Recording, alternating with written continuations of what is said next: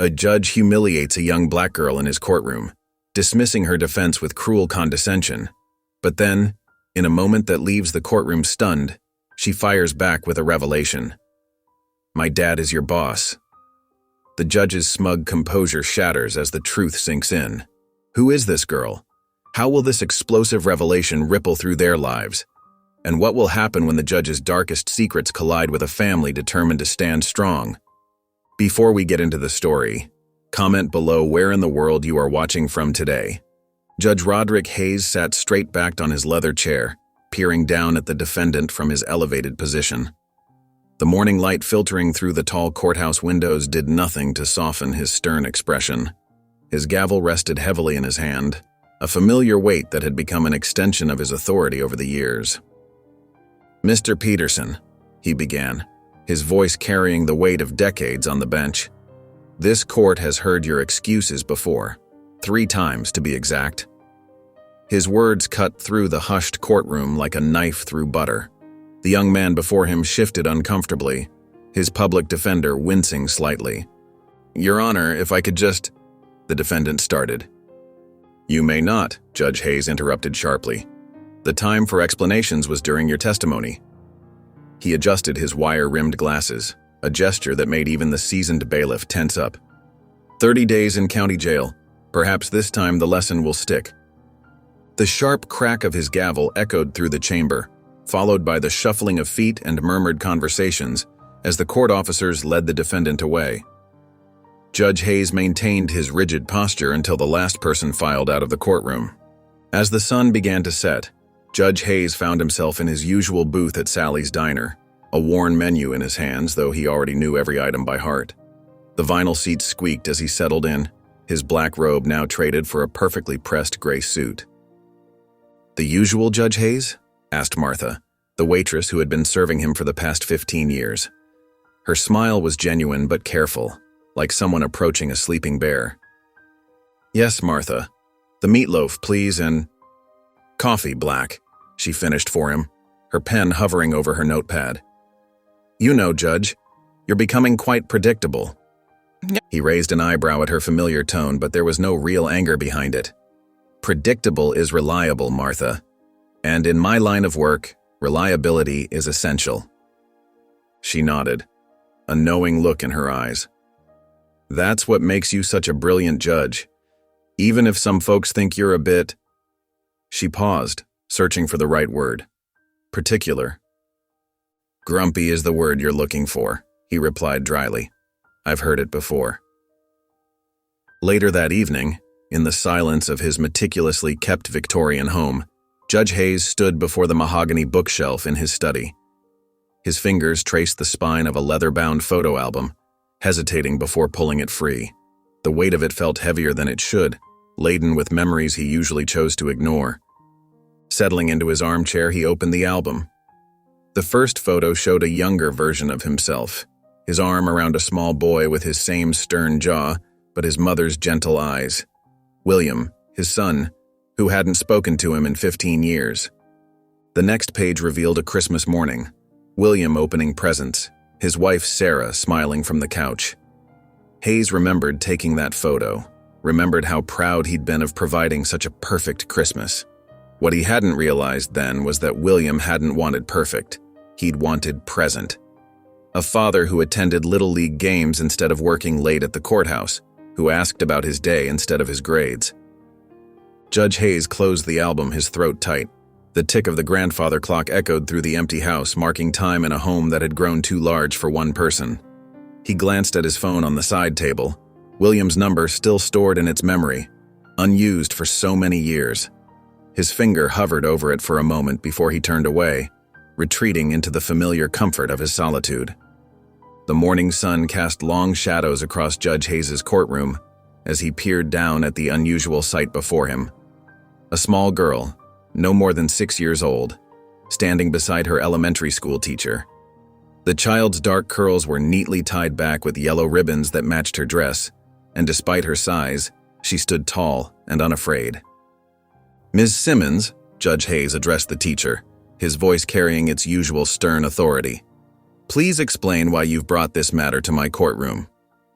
Ms. Jessica Simmons, a thin woman with wire-rimmed glasses and pressed clothing, straightened her spine. Your Honor, Mia Carter has been consistently disruptive in my first-grade class. Yesterday, she directly challenged my authority and spoke back to me in front of the entire class. Judge Hayes shifted his attention to the little girl.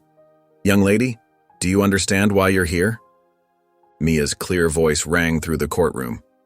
Yes, Your Honor. I'm here because Ms. Simmons says I was disrespectful. She paused, her small hands clasped in front of her. But I wasn't trying to be disrespectful. I was trying to help Tommy. Tommy?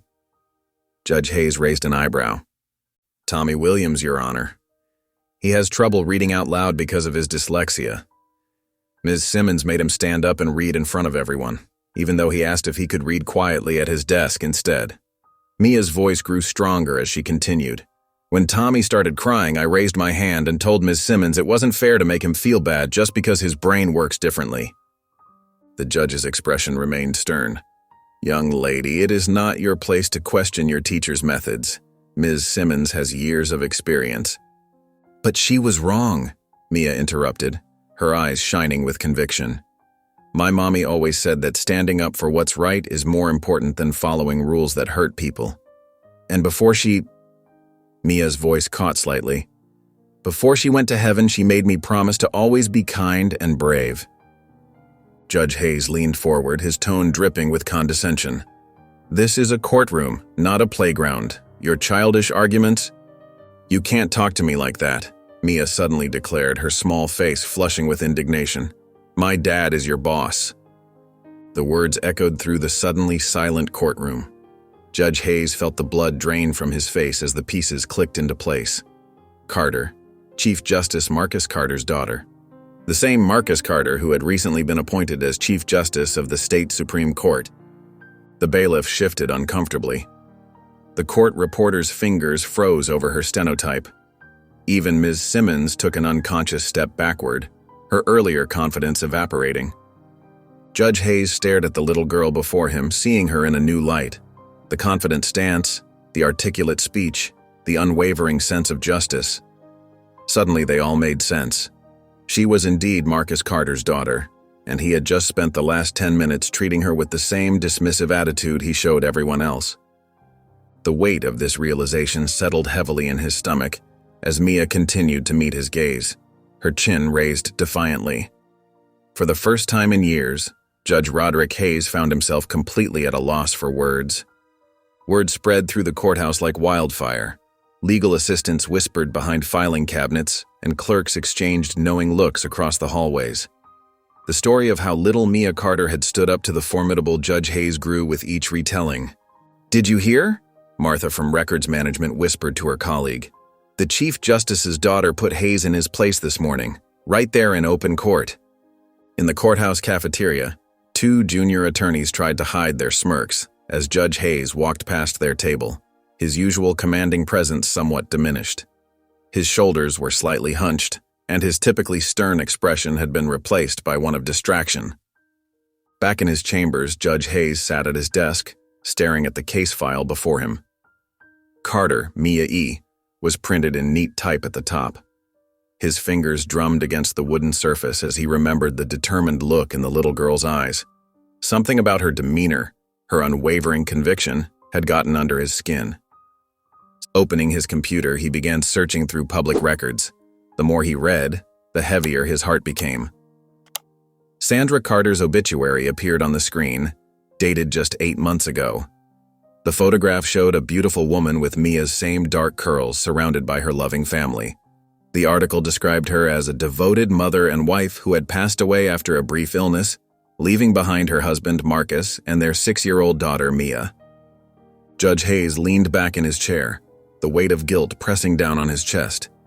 He had dismissed a child who was still grieving the loss of her mother, a child who, despite her pain, had found the courage to stand up for what she believed was right. That night, sleep eluded him. He tossed and turned in his king-sized bed, his mind replaying the morning's events.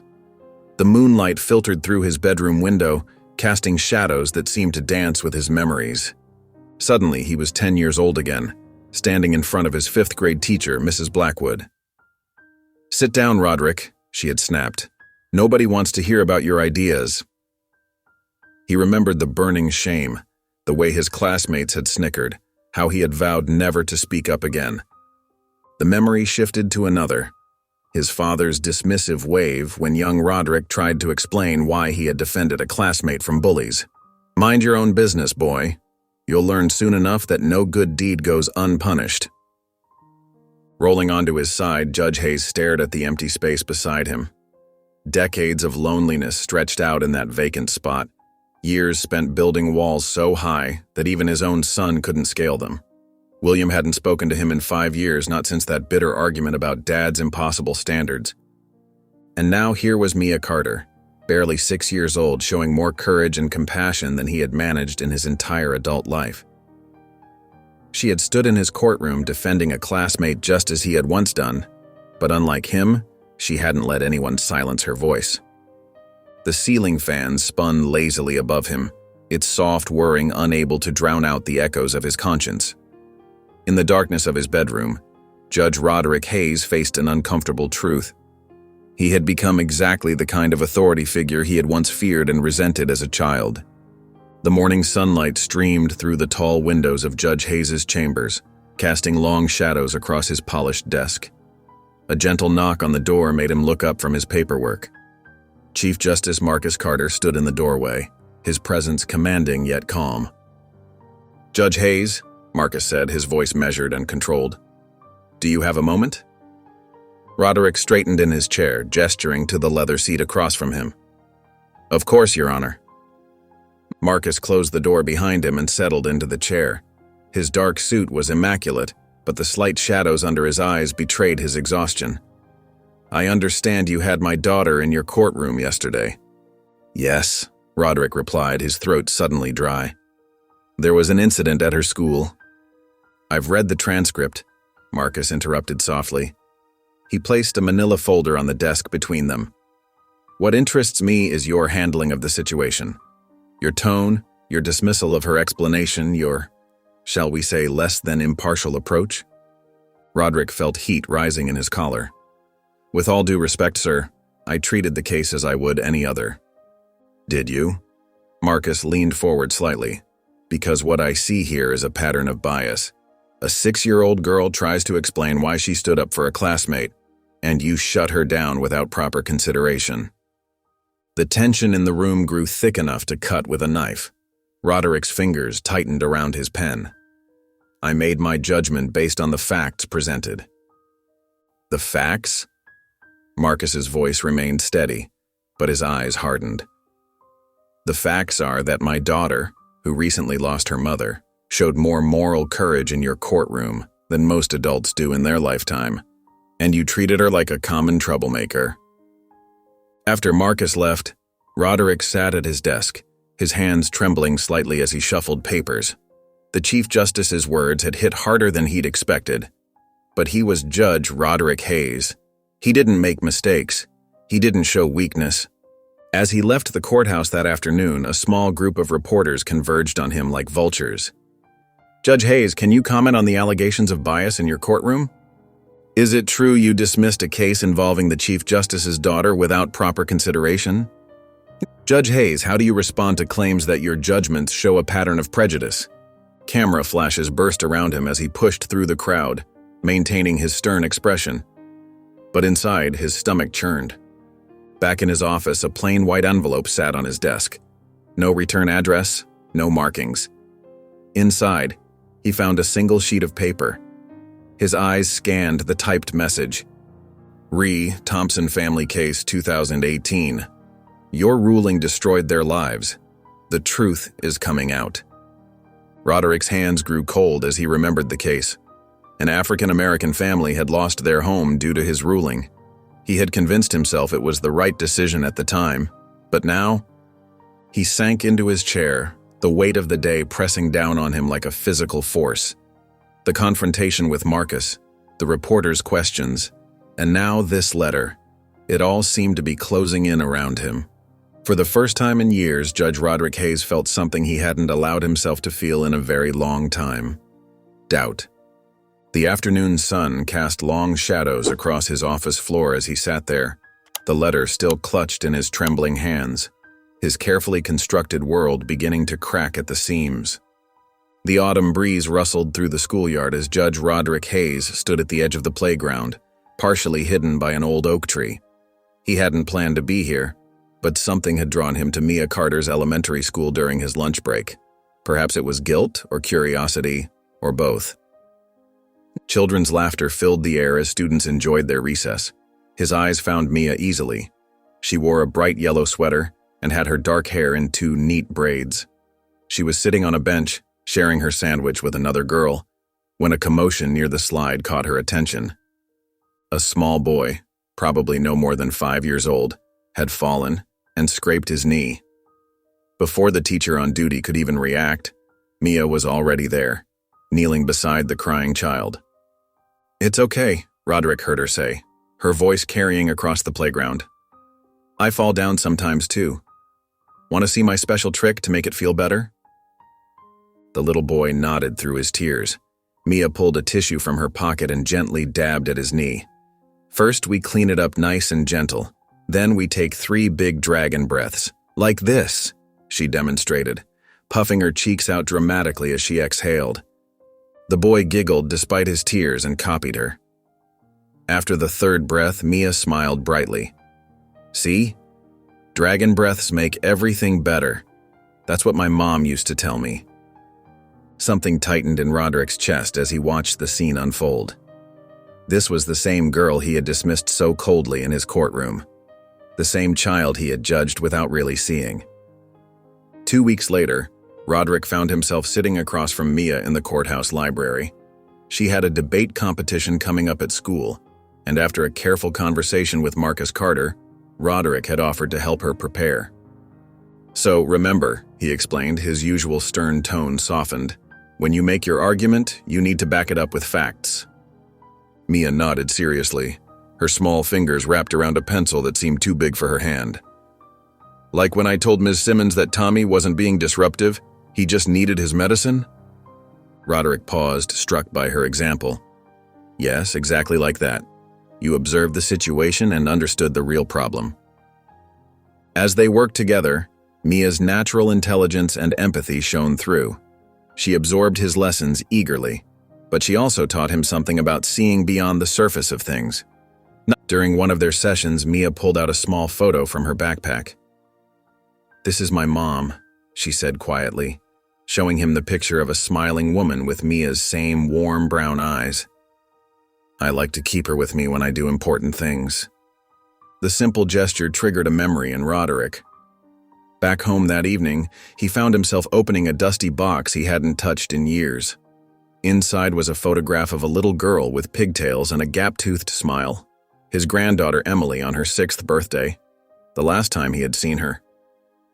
He traced the edge of the photograph with his finger, remembering how Emily used to climb into his lap and demand stories about his cases. She would be 12 now, but he wouldn't know what she looked like. His rigid principles and unyielding nature had cost him that relationship, just as they had cost him so many others. Sitting in his study, surrounded by law books and legal briefs, Judge Roderick Hayes felt the walls he had built around his heart begin to crumble. In Mia's kindness, he saw echoes of the grandfather he could have been, should have been, the man he might still become. The morning newspaper landed on Judge Roderick Hayes's desk with a thud. His secretary, Mary, stood in the doorway with concern etched across her face. The headline screamed in bold letters, "Justice denied. Judge Hayes's controversial ruling destroyed innocent family." Roderick's hands trembled as he read the article. Sarah Chen, an investigative journalist, had uncovered his ruling from 15 years ago, the Davidson case. The story detailed how his hasty judgment had forced a black family out of their home, based on what was now proven to be falsified evidence. "The Davidsons lost everything," the article stated. While Judge Hayes took only minutes to make his decision, the family spent years trying to rebuild their lives. Their youngest son dropped out of college due to financial hardship, and Mr. Davidson suffered a heart attack from the stress. The phone started ringing incessantly. Emails flooded his inbox, Social media exploded with outrage. Outside his office window, he could see news vans gathering in the courthouse parking lot. By lunchtime, the whispers in the courthouse hallways had grown louder. Colleagues who once greeted him with respect now avoided eye contact. A junior judge who had always sought his mentorship walked past his office without the usual friendly wave. In the courthouse cafeteria, Roderick overheard two clerks discussing the article. "Can you believe he only spent 15 minutes reviewing the case?" one whispered. 15 minutes to destroy a family's life. The words hit him like physical blows. He remembered that day clearly now. He had been rushing to attend his son William's school play, a play he ended up missing anyway because of another case that ran late. The irony of hurrying through a family's fate only to fail his own family wasn't lost on him. That afternoon, Mia arrived for their usual mentoring session. Her small face was pinched with worry as she clutched a copy of the newspaper. "Is it true?" she asked, her voice smaller than he'd ever heard it. "Did you really not listen to them?" Roderick felt his carefully constructed world crumbling. "Mia, sometimes grown-ups make mistakes," he began, his voice rough. "But you always tell me to listen to both sides," she interrupted. "You said that's what makes a good judge." Something snapped inside him. "What do you know about being a judge?" he barked, his voice sharp with defensive anger. "You're just a child. You can't possibly understand the complexities of what we do here." The moment the words left his mouth, he knew he'd made a terrible mistake. Mia's eyes filled with tears, and she took a step backward as if he'd physically pushed her. "My mom said that when people yell, it's because they're scared," she whispered. Then she turned and ran from his office, leaving her backpack behind. Roderick slumped in his chair, the weight of his actions crushing him. On his desk, next to the damning newspaper, sat the debate notes he and Mia had been working on together. Her childish handwriting spelled out one of the first lessons he'd taught her: always be fair and kind. The irony of those words, written in purple crayon, broke something inside him. He had failed to follow his own teachings, not just today with Mia, but 15 years ago with the Davidsons, and countless times in between. The stern, righteous mask he'd worn for so long was cracking, revealing the flawed, frightened man beneath. The courthouse hallways, once a realm where Judge Roderick Hayes commanded respect and authority, had become a gauntlet of whispered conversations and averted gazes. As he walked to his chambers that morning, the usual greetings from staff members were noticeably absent. Even Janet, the elderly clerk who had always brought him coffee, hurried past with her eyes fixed on the floor. Roderick's usual lunch group had mysteriously disbanded. The table where he'd sat with other judges for years remained empty, his former colleagues now scattered across the cafeteria in smaller clusters. He could feel their glances, heavy with judgment, burning into his back as he ate alone. The invitations to judicial conferences and charity events piled up on his desk, unopened. The thought of facing his peers, of enduring their silent condemnation, made his stomach churn. He began taking his lunch in his chambers, ordering delivery from places far enough away that the drivers wouldn't know his name or face. One particularly difficult afternoon, as Roderick was preparing to leave early to avoid the usual exodus of courthouse staff, his secretary appeared at his door. "Chief Justice Carter would like to have dinner with you this evening, Your Honor. He says it's about Mia's case." Roderick's first instinct was to decline, but he knew better than to refuse his superior. That evening, he found himself sitting across from Marcus Carter at the Oak Room, an upscale restaurant known for its private dining areas. "The chicken here is excellent," Marcus said, breaking the uncomfortable silence. "Though I suspect you didn't come for the food reviews." Roderick shifted in his seat. "If this is about how I spoke to Mia—" "This is about more than that," Marcus interrupted gently. "We've known each other for 20 years, Roderick. I've never seen you like this." "Like what?" Roderick's voice came out sharper than intended. "Isolated. Defensive." Marcus paused, studying him. "Scared." "I'm not scared," Roderick snapped, but his hands trembled slightly as he reached for his water glass. "I made a judgment call 15 years ago. Every judge has cases they might have handled differently. Is that what you tell yourself?" Marcus's voice remained calm, almost gentle. "Because that's not what I see in your eyes when you read that article." The mention of the article made Roderick's chest tighten. Later that night, alone in his study, he pulled out the worn newspaper clipping. The Davidson family's faces stared back at him from the photograph. The father's proud but worried expression, the mother's quiet dignity, the son's hopeful young face. The memory hit him like a physical blow. He remembered glancing at his watch that day, thinking about William's school play. The evidence against the Davidsons had seemed straightforward enough. The opposing counsel had pressed for an immediate ruling, citing precedent and procedure. It would have taken hours, maybe days, to properly review all the documentation.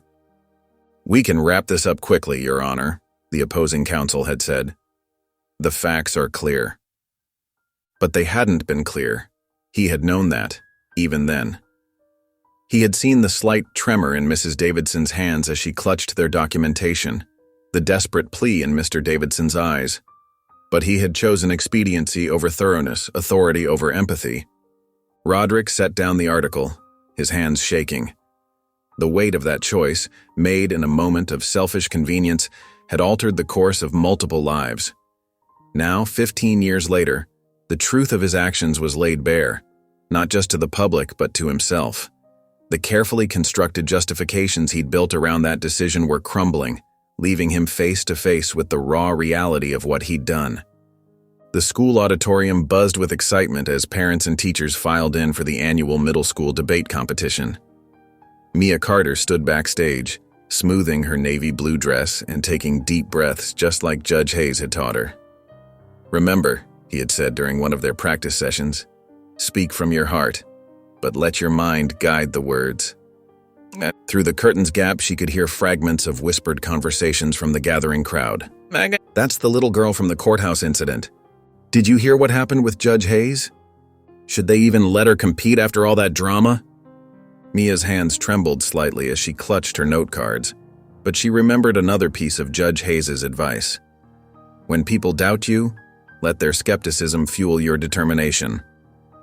From his position in the back row of the auditorium, Roderick Hayes sat quietly, his presence barely noticeable among the crowd of parents and teachers.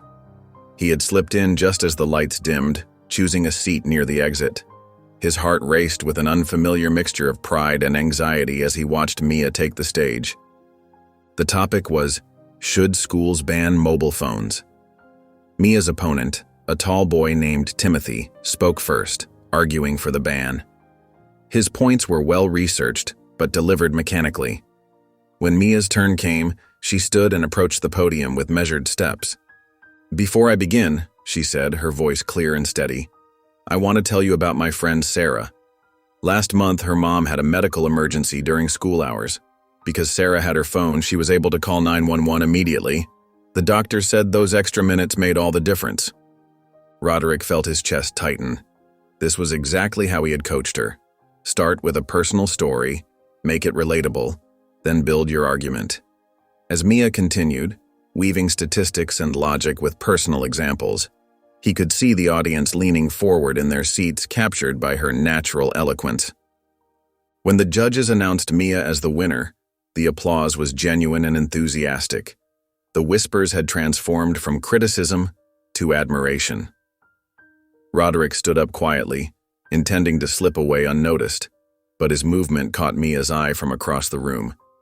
"Judge Hayes, wait!" Mia's voice carried across the emptying auditorium as she ran toward him, her debate medal bouncing against her chest. Roderick froze, one hand on the exit door. The memory of their last interaction, his harsh words, her hurt expression, flashed through his mind. He couldn't face her, not after everything. "Please don't go," Mia said, catching up to him. "I used all the techniques you taught me. Did you see?" "You did well," he said stiffly, still facing the door. "I know you're sad about what happened before," Mia continued, her voice softening. "But I forgive you. Everyone makes mistakes sometimes." Roderick's shoulders tensed. The simplicity of her forgiveness, the pure acceptance in her voice, made his chest ache with shame. How could she forgive him so easily when he couldn't even forgive himself? "You don't understand," he said, his voice rough. "Some mistakes are too big for simple forgiveness." "That's not true," Mia insisted. "My mom used to say that forgiveness isn't about the size of the mistake, it's about the size of your heart." but Roderick couldn't bear the weight of her kindness. Without turning around, he pushed through the door, leaving Mia standing alone in the auditorium, her metal glinting under the fluorescent lights. The morning sun cast long shadows across the courthouse steps as a crowd of protesters gathered, their signs bobbing like angry waves against the granite facade. "Justice for all.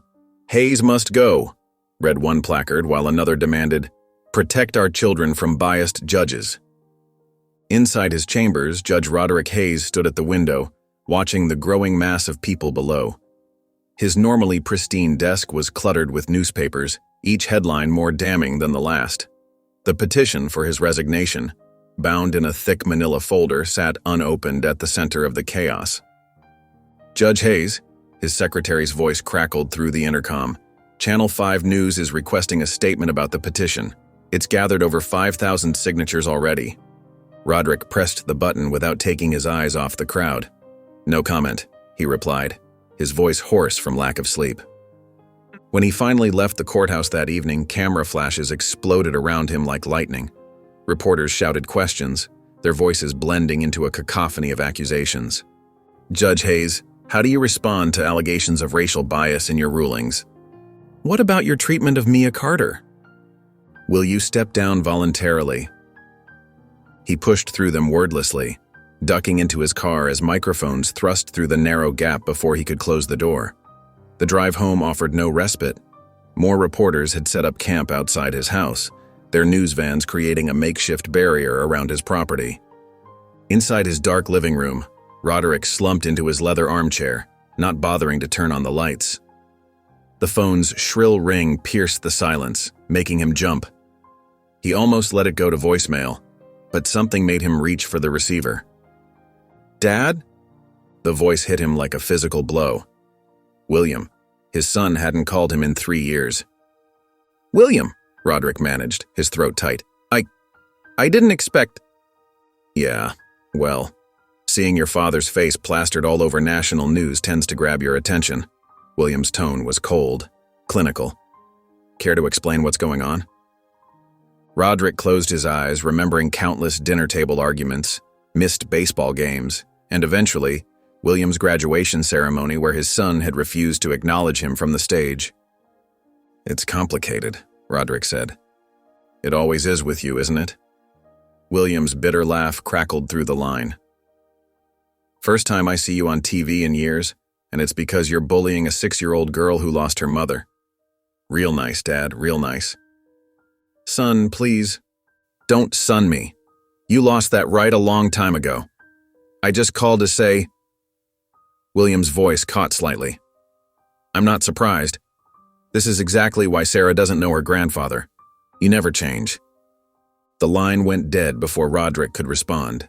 His hands trembling, he walked to his study and pulled out an old photo album.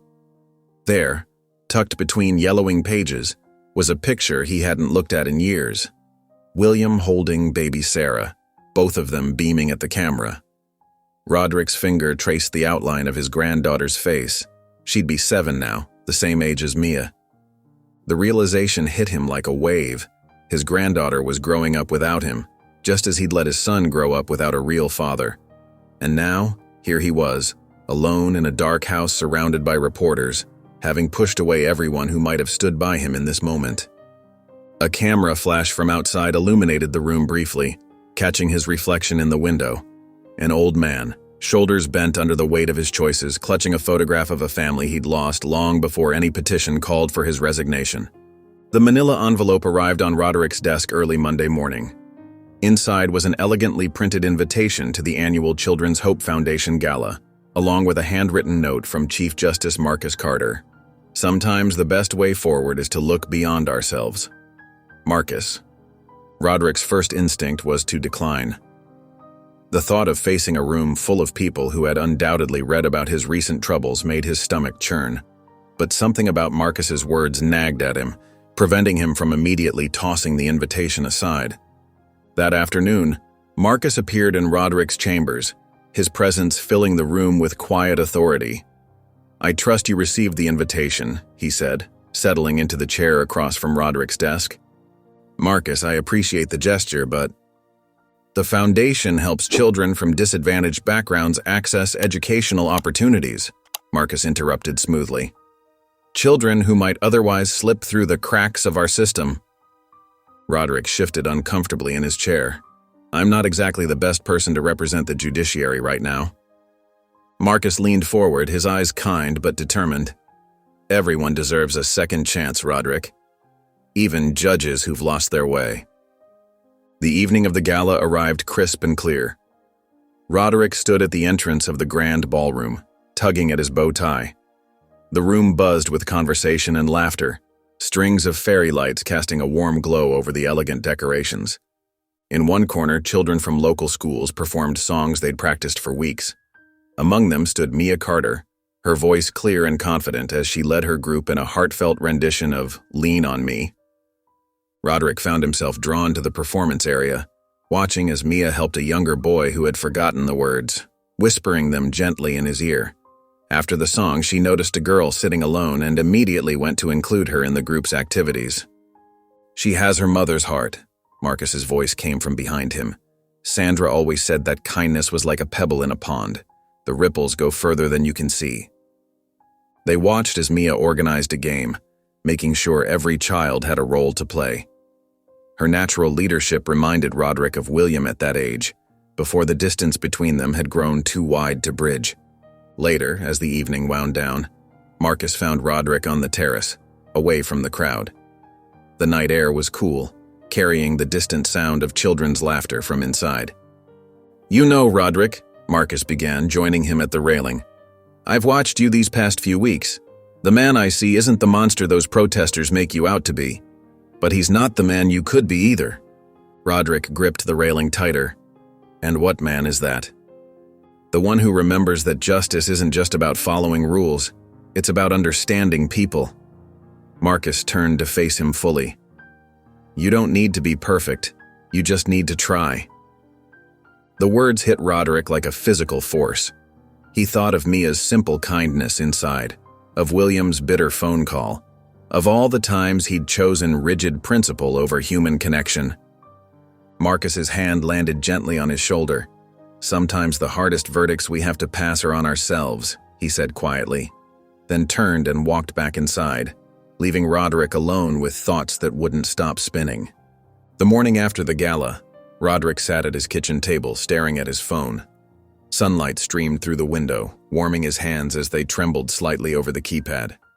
He had rehearsed the words a dozen times, but now that the moment had come, his throat felt tight. Taking a deep breath, he dialed William's number. As expected, it went straight to voicemail. The familiar recording of his son's voice, professional, distant, made his heart ache.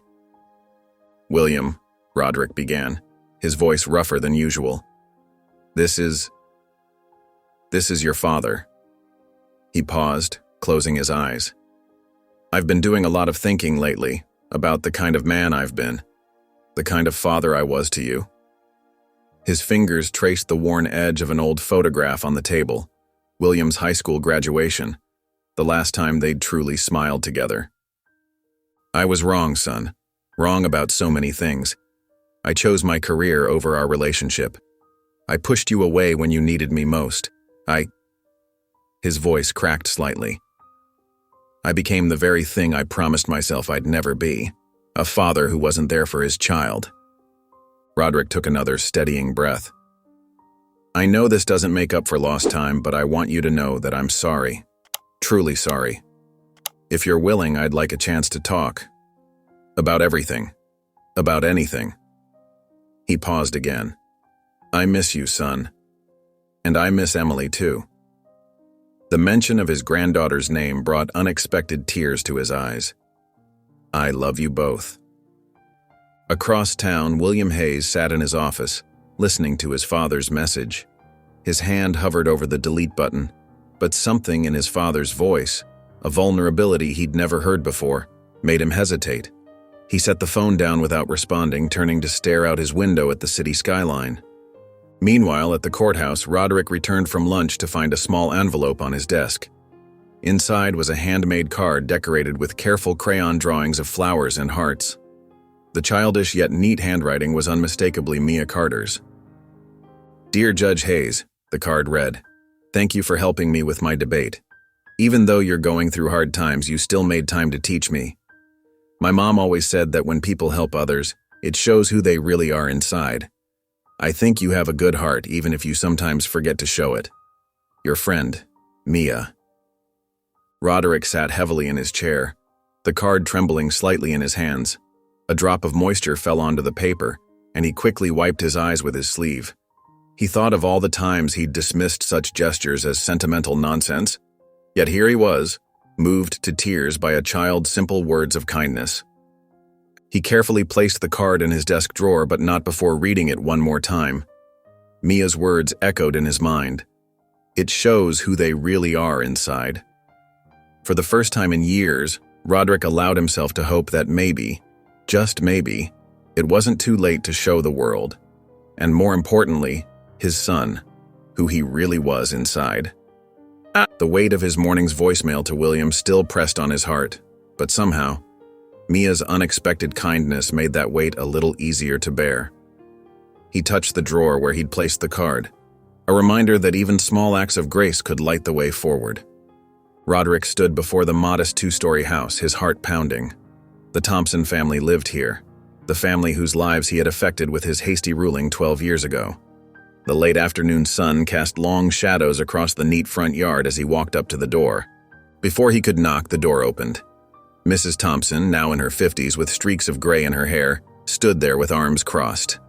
Her expression was as cold as the winter wind that whipped around them. "Judge Hayes," she said, her voice flat. "I wondered how long it would take you to show up after that article came out." "Mrs. Thompson," Roderick replied, his usual commanding presence diminished by genuine humility. "I know I have no right to ask for your time, but I needed to come here, to face what I did." She studied him for a long moment before stepping aside. "Come in then. My husband will want to hear this too." Inside, Mr. Thompson sat in his wheelchair, his face lined with years of hardship. The wrongful ruling had cost him his business, and the stress had contributed to his health problems. The weight of what Roderick had done hit him full force. "I was wrong," Roderick began, his voice thick with emotion. "I rushed to judgment because I had a dinner engagement that evening. I didn't review all the evidence. I didn't listen to your full story." He met their eyes directly. "I put my convenience above justice, and you paid the price for my arrogance." Mr. Thompson's hands tightened on his wheelchair armrests. "Do you know what your ruling cost us? Everything we'd worked for, gone. Our reputation in the community, destroyed." "I know," Roderick said softly, "and I can't undo that damage, but I'm here to offer whatever help I can now." He pulled out some papers from his briefcase. "I've been reviewing your current case against the insurance company. With your permission, I'd like to help. I have connections, influence. I want to use them for you this time, not against you." Mrs. Thompson exchanged a look with her husband. "Why should we trust you now?" "You shouldn't," Roderick admitted. "I haven't earned that trust. But I'm asking for a chance to try.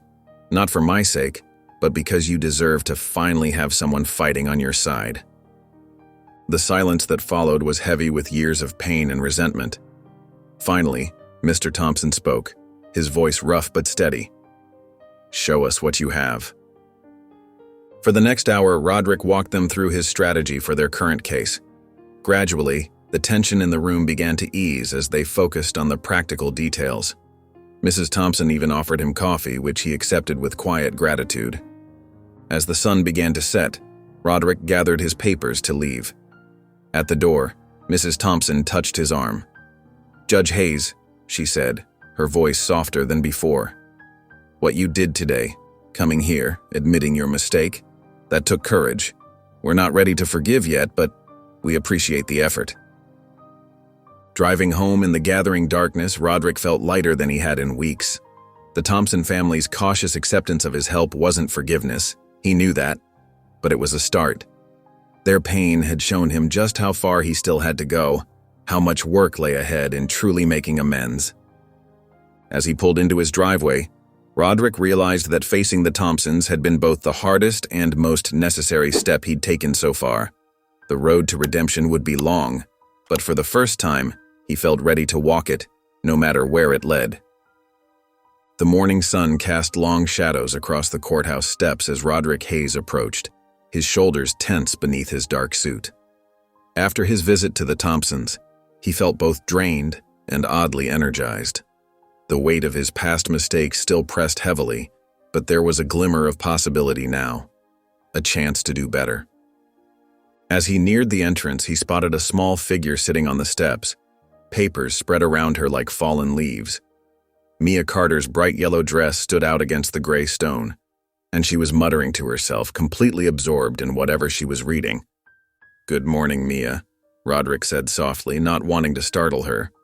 She looked up, her face breaking into an unexpected smile. "Judge Hayes, I'm practicing my speech for social studies class. Would you—" She hesitated for a moment, then pushed forward with characteristic boldness.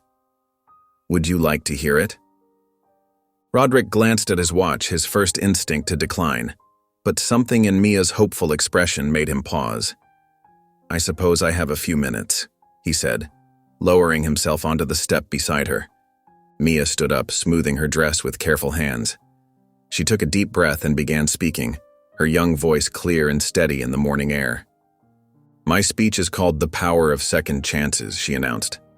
"Everyone makes mistakes, sometimes big ones, sometimes small ones. But what matters isn't the mistake, it's what we do after. My mom used to say that when we fall down, we have two choices, stay down or get back up. Getting up is harder, but it's always worth it."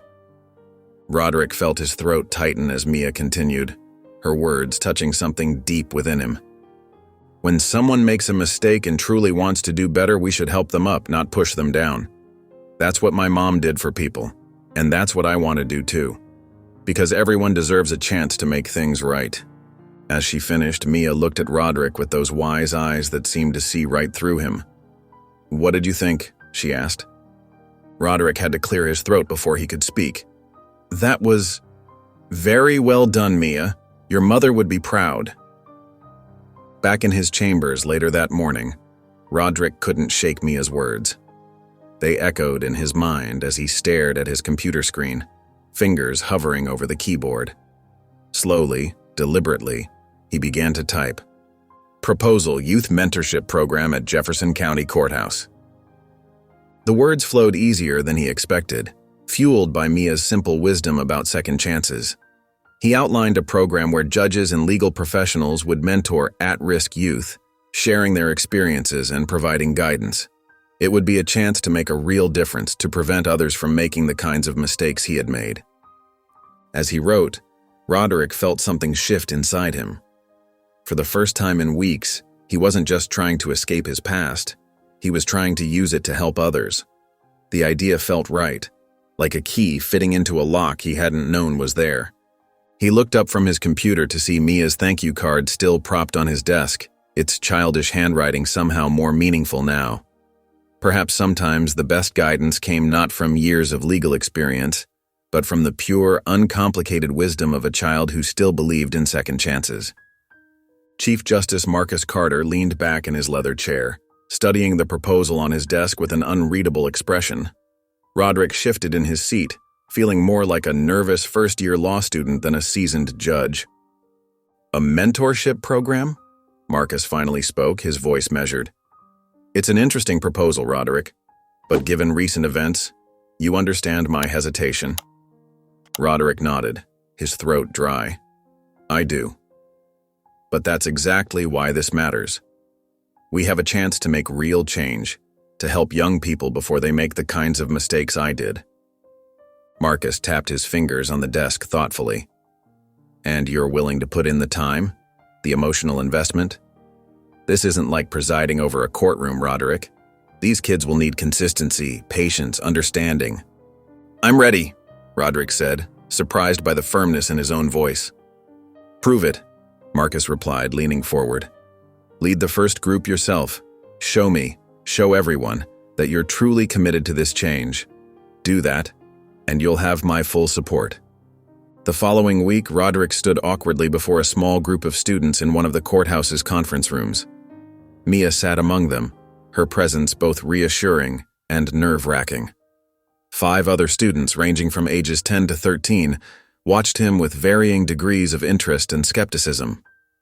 "Welcome to, our first mentorship session," Roderick began, stumbling over words that never gave him trouble in court. He tugged at his bow tie, wondering if he should have dressed more casually. A boy in the back row snickered. "Are you always this nervous, Judge?" "Tommy," Mia scolded, but there was a hint of amusement in her voice too. Roderick felt his face flush. "No, actually. In court, I'm quite—" He paused, then surprised himself by chuckling. "Well, I suppose I am nervous.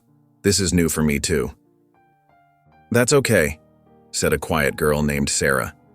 "My mom says being nervous means you care about doing something right." Roderick felt something in his chest loosen. "Your mom sounds wise, Sarah.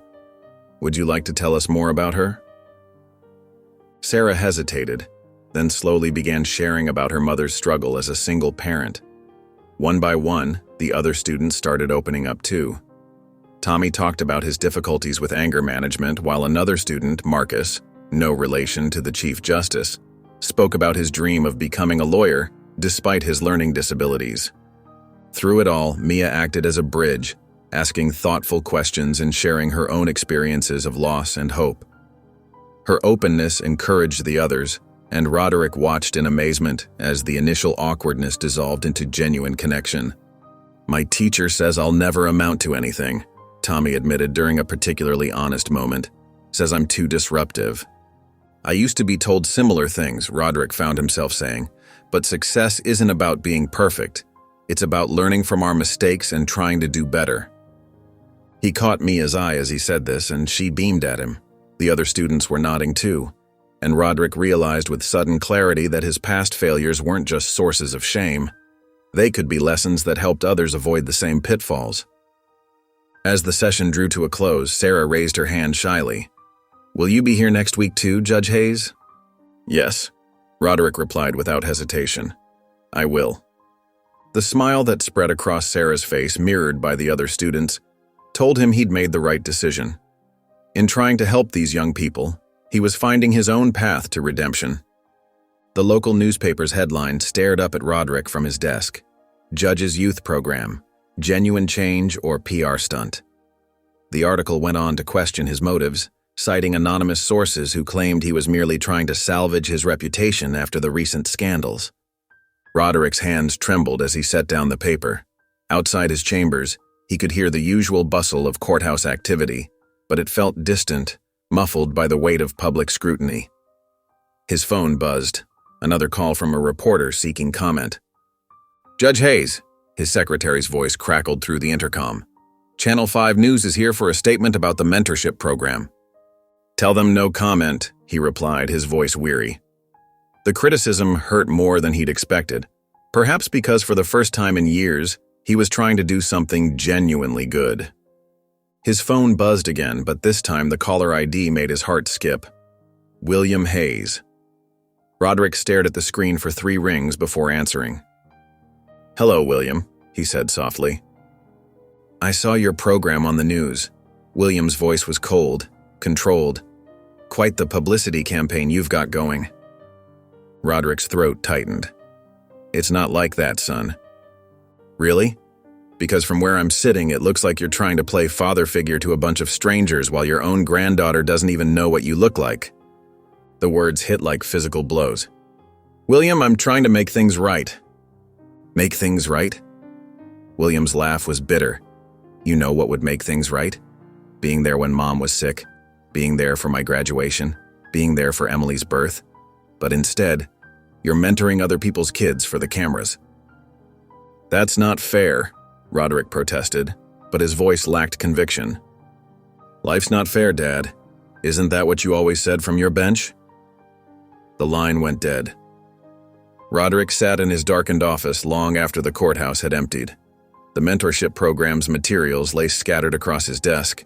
Student profiles, activity plans, progress notes. He began slowly gathering them into a pile, his movements heavy with defeat. A knock at his door startled him. Chief Justice Marcus Carter stood in the doorway, his expression concerned. "A bit late for paperwork, isn't it?" Marcus asked, stepping inside. "I'm ending the program," Roderick said quietly. "The critics are right. Who am I to guide these children when I couldn't even be there for my own?" Marcus settled into a chair across from him. "You know what I see when I look at those articles? Fear. People are afraid to believe in change because it means facing their own capacity for growth." "My son called today," Roderick admitted. "He thinks this is all for show." "Redemption doesn't happen overnight, Roderick." Marcus leaned forward, his eyes intense. "It's messy. It hurts. Sometimes the people closest to us are the last to accept it because they've been hurt the most. So what am I supposed to do? Keep going. Those kids in your program? They're not just a path to redemption. They're real people who need your help. Your son's anger is valid, but it doesn't negate the good you're trying to do now." Roderick looked at the pile of papers he'd been about to throw away. Among them was a thank you note from Sarah, one of his students, written in careful cursive. "Thank you for believing in me." Marcus stood up, placing a steady hand on Roderick's shoulder. "The hardest part of changing isn't starting. It's continuing when everything in you wants to quit." The mentorship room buzzed with nervous energy as 8 students settled into their chairs. Sunlight streamed through the tall courthouse windows, casting long shadows across the worn carpet. Roderick stood at the front, his usual judicial robe replaced by a simple gray sweater and slacks. "Today," he began, his voice gentler than it had ever been in court, "we're going to talk about what brings us here, what makes each of us who we are." The students shifted uncomfortably in their seats. Silence filled the room until Mia Carter raised her hand, her small face determined. "I'll start," she said, standing up straight like she'd practiced in debate class. "My mom died last year. She got really sick, and the doctors couldn't make her better." The room grew still.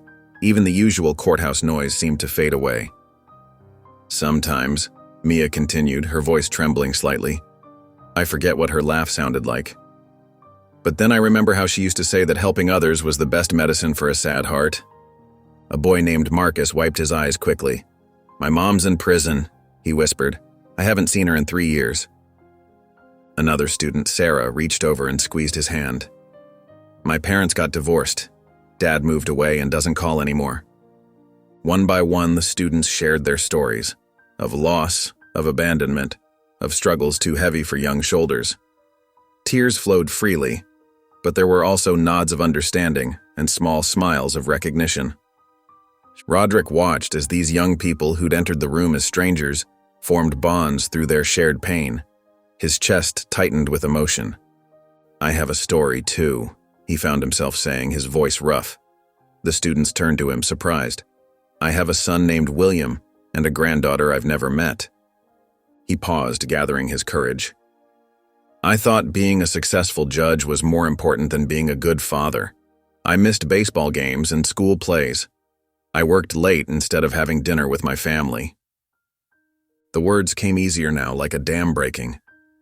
"By the time I realized my mistake, William wouldn't answer my calls. He was right to be angry. I'd chosen my career over our relationship." Sarah raised her hand tentatively. "Did you try to say sorry?" "I did," Roderick nodded. "But sometimes sorry isn't enough. You have to show people you've changed through your actions, not just your words." "Like how you're here with us?" Mia asked softly. Roderick smiled, his eyes misty. "Yes, exactly like that." The conversation shifted naturally to their dreams and aspirations. Marcus wanted to become a defense attorney, to help people like my mom.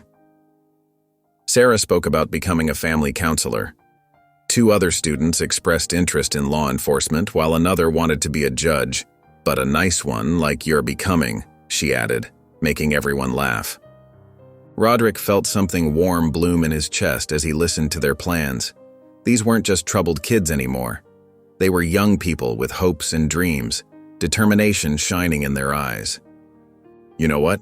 Marcus said, straightening in his chair.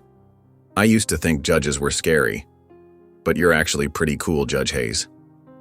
The other students nodded in agreement, and Mia beamed at him from her seat. For the first time in years, Roderick felt truly useful, truly needed, not as an authority figure passing judgment, but as someone helping to shape young lives for the better. Looking at these students, his students, Roderick realized he'd found something he'd been missing for years: purpose. Real, meaningful purpose that went beyond gavels and legal precedents. The courthouse hallway felt different that morning. Roderick was reviewing some paperwork when he heard a soft knock on his chamber door. Looking up, he saw a young woman, perhaps in her early 20s, with familiar hazel eyes that mirrored his own. "Grandfather," she said hesitantly. "I'm Lily Hayes." Roderick's hands trembled as he set down his papers. His granddaughter stood before him, a stranger he'd only seen in photographs William had reluctantly shared years ago. "Lily," he whispered, his voice thick with emotion. Please, come in." She stepped inside, clutching her purse tightly. "I read about your mentorship program in the paper. It seemed different from what Dad always told me about you." Roderick's heart ached at the mention of William. "People can change," he said softly. "Sometimes it takes too long to realize what matters." Lily nodded, taking a seat across from his desk. "The article mentioned you work with kids who've lost family connections. That caught my attention." Would you like to see what we do?" Roderick asked, trying to keep his voice steady. Later that week, Lily attended one of the mentorship sessions. She sat quietly at first, observing as the students shared their stories and dreams. Mia Carter, ever the bridge builder, approached her during their break.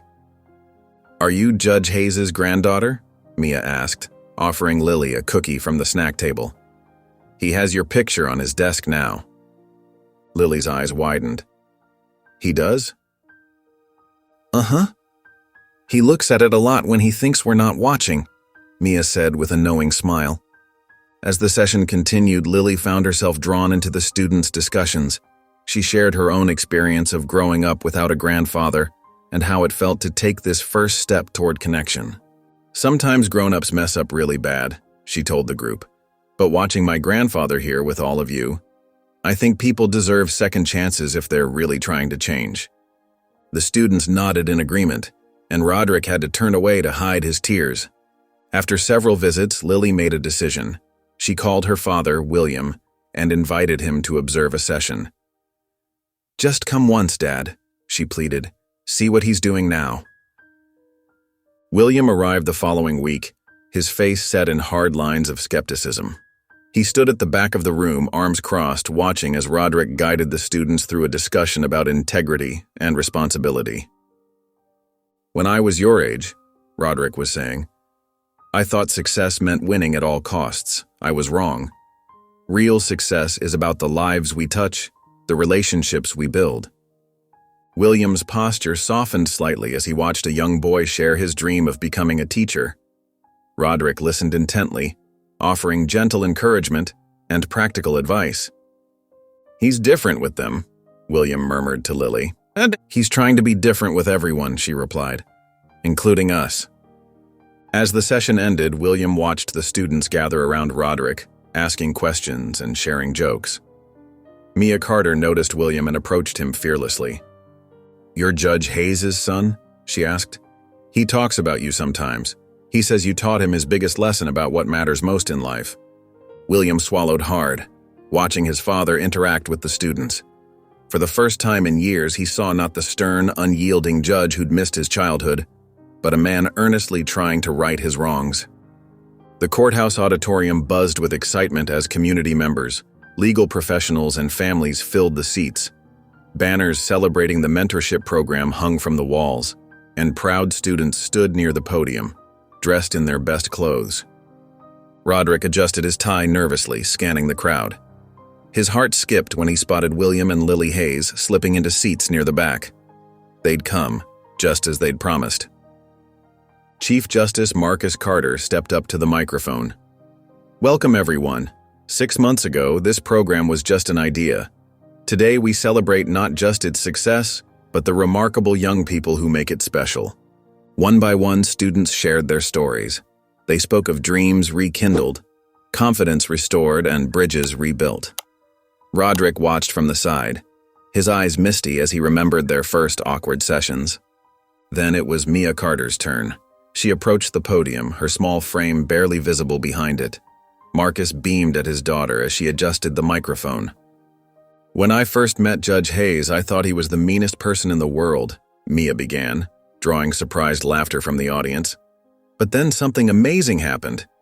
He started listening, really listening. Not just to me, but to all of us." She continued, her voice growing stronger. "My mom used to say that everyone deserves a chance to be better. Judge Hayes showed us that's true. He taught us about law and justice, but more importantly, he taught us about forgiveness and change." Tears streamed down faces throughout the audience.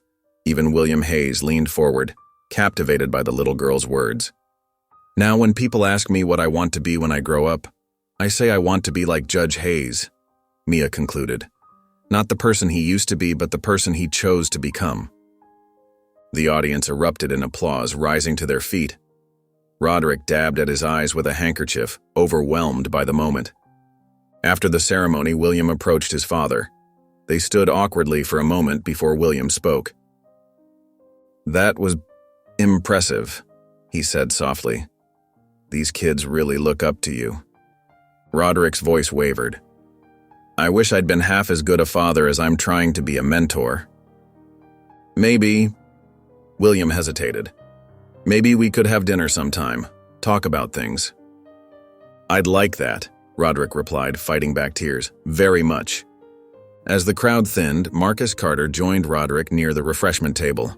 "The board was impressed," he said, helping himself to coffee. "They've approved funding to expand the program to 3 more courthouses."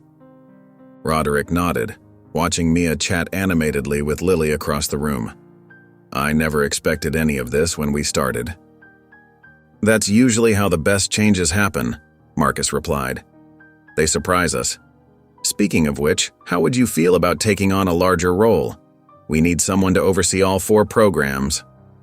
"You mean step back from regular court duties?" Marcus smiled. "Sometimes our greatest impact comes from unexpected places. Think about it." Roderick watched as William and Lily waved goodbye, his son's tentative smile offering hope for their future. Nearby, his students gathered in excited groups, their futures brighter than they'd been months ago. In that moment, he realized that true justice wasn't always found in a courtroom. Sometimes it was found in the simple act of giving someone a second chance. The morning sun streamed through the courthouse windows as Roderick Hayes stood before Chief Justice Marcus Carter's desk, his hands clasped behind his back. The success of last week's celebration still lingered in the air, but Roderick's mind was already racing with new possibilities. 4 courthouses is just the beginning, Roderick explained, his voice steady with conviction. "We could reach hundreds more students across the state, give them the guidance they need before they end up on the wrong side of the bench." Marcus leaned back in his chair, studying Roderick's eager expression. "The board's approval isn't a blank check, Roderick. We need to be strategic about this." "I understand that," Roderick nodded, pulling out a folder filled with carefully prepared documents. "I've drafted a detailed expansion plan, cost projections, staffing requirements, everything." Marcus thumbed through the papers, his eyebrows rising slightly. "You've put a lot of thought into this." "It's all I think about these days," Roderick admitted. "These kids, they've shown me what real justice looks like, not just punishing wrongs, but preventing them." Marcus set down the folder and fixed Roderick with a serious look. "If we do this, you'll need to take point on the pilot program. That means less time in court, more time managing skeptical judges who might not share your vision." "I'm ready for that challenge," Roderick replied without hesitation. Later that afternoon, Roderick faced a room full of judges from neighboring districts. The tension was palpable as he presented his expansion proposal. Judge Eleanor Marsh, a stern woman with steel gray hair and piercing eyes, sat in the front row, her arms crossed tightly. "This all sounds very noble," Eleanor interrupted, her voice sharp with skepticism. But aren't we losing sight of our primary duty? We're judges, not social workers. Several heads nodded in agreement. Roderick felt his face flush but kept his composure. Our primary duty is justice, he responded calmly, and sometimes that means preventing crimes before they happen. These kids need guidance, not gavels. Eleanor's lips tightened. Or perhaps this is just an elaborate PR campaign to rehabilitate your image after that unfortunate ruling came to light? The room fell silent. Roderick's hands gripped the podium, his knuckles white. He thought of Mia's speech, of William's tentative smile, of all the small victories that had led him here. You're right to be skeptical, he said finally. I was skeptical too, but I invite you to see for yourself. Come to one of our sessions. Meet the students, then judge us. Eleanor's eyebrows arched in surprise. Are you suggesting I waste my valuable court time watching you play mentor? I'm suggesting you gather all the evidence before making your ruling, Roderick replied, drawing a few chuckles from the room. Isn't that what we're supposed to do? Eleanor studied him for a long moment, then gave a curt nod.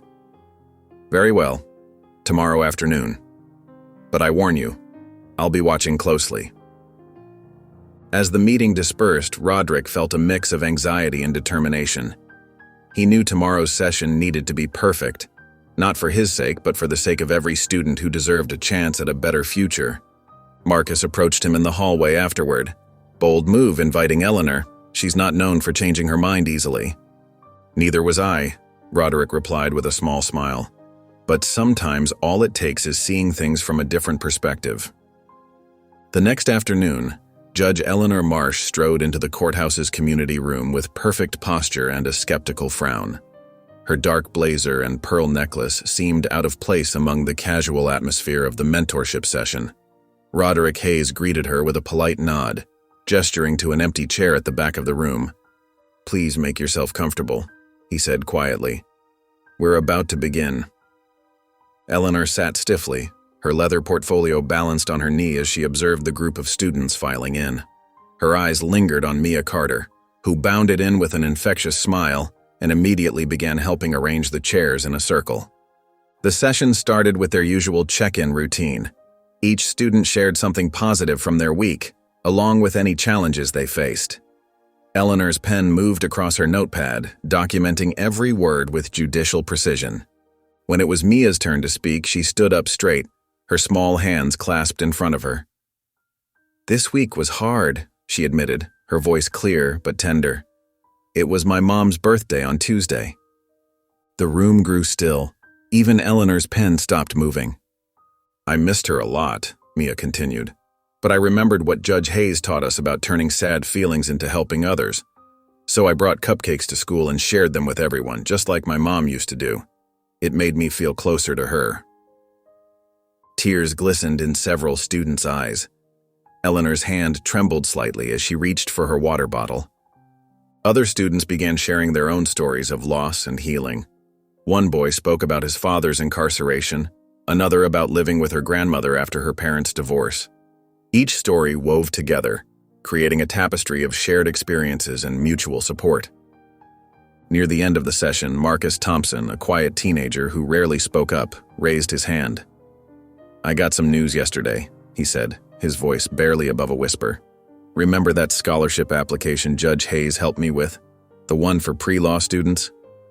The room leaned forward collectively. Even Eleanor found herself holding her breath. I got it, Marcus announced, a smile breaking across his face. Full ride to State University's pre-law program. The room erupted in cheers. Mia jumped up to hug Marcus while other students clapped and shouted congratulations. Roderick beamed with pride, though he tried to maintain his judicial composure. Eleanor watched it all, her expression softening almost imperceptibly.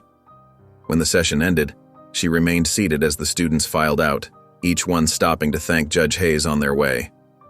Once the room was empty except for her and Roderick, Eleanor finally spoke. Well, she said, closing her portfolio deliberately, this wasn't quite what I expected. Roderick waited, his hands clasped behind his back.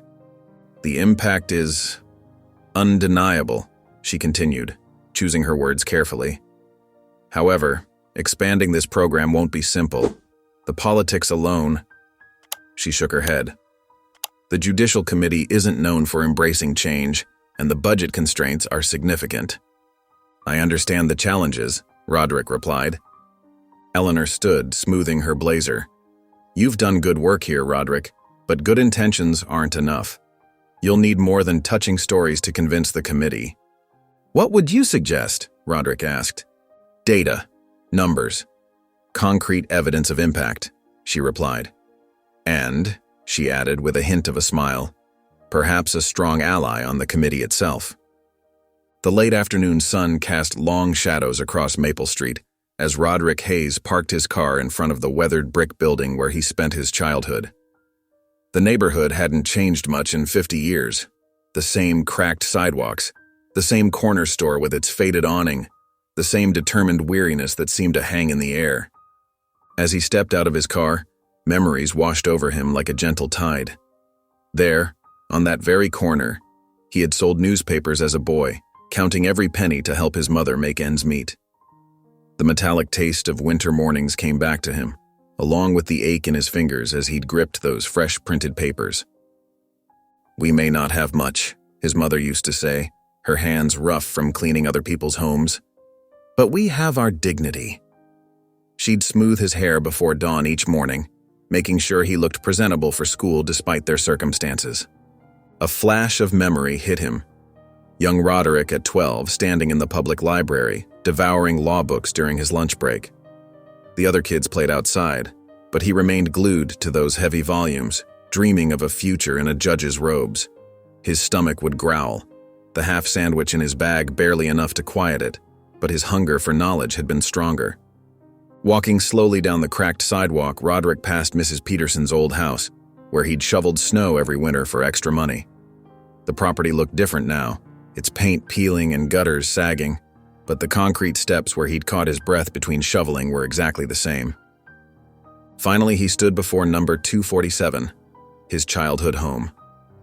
The small brick house seemed smaller than he remembered, its red bricks faded to a dusty rose. The window frames needed painting, and the small front yard was more dirt than grass, but there were signs of life. A child's bicycle leaned against the porch, and cheerful though threadbare curtains hung in the windows. As he stood there, lost in thought, the front door opened. A woman in her 30s emerged carrying a basket of laundry. She stopped short when she saw him. "Can I help you?" she asked, shifting the basket to her hip. "I apologize for staring," Roderick said softly. "I grew up in this house." The woman's expression softened slightly. "Oh, that's interesting. I'm Maria Santos." She set down her basket. "Would you like to see inside?" The interior was both familiar and strange. The layout was the same, but where his mother's carefully tended plants once sat, there were now stacks of bills and notices. 3 children's backpacks were piled by the door, and the furniture showed signs of careful mending. "It's not much," Maria said apologetically, "but we're making do. My husband works 2 jobs, and I clean houses when I can get the work." Roderick's chest tightened. The echo of his own childhood rang in her words. The same pride, the same struggle, the same determination to maintain dignity despite circumstances. "Your children?" he asked carefully. "Do they have access to books? To tutoring?" Maria's eyes brightened with maternal pride. "My oldest, Carmen, she's so smart, always reading. The library lets her take extra books home." Her smile faltered. "But tutoring? That's not something we can manage right now." Roderick nodded, memories of his own childhood struggles mixing with thoughts of his mentorship program. Standing in this house, everything seemed to come full circle. The ambitious boy who'd fought his way out of poverty had become a judge who could now reach back and help others make the same journey. As he thanked Maria and stepped back onto the porch, his determination crystallized. The mentorship program wasn't just about redeeming his reputation or making amends. It was about opening doors for children who, like his younger self, needed someone to believe in their potential. The morning headlines hit Roderick Hayes like a physical blow. Councilman Green slams court mentorship program, blazed across the front page of the local newspaper. Below it, a photo showed David Green, his silver hair perfectly coiffed and his suit immaculate, speaking at a podium. "This program is nothing more than a Band-Aid solution," the article quoted Green saying. "While Judge Hayes plays mentor, the real systemic issues plaguing our youth go unaddressed. Our community needs comprehensive reform, not feel-good publicity stunts." Roderick's hands trembled slightly as he set down his coffee cup.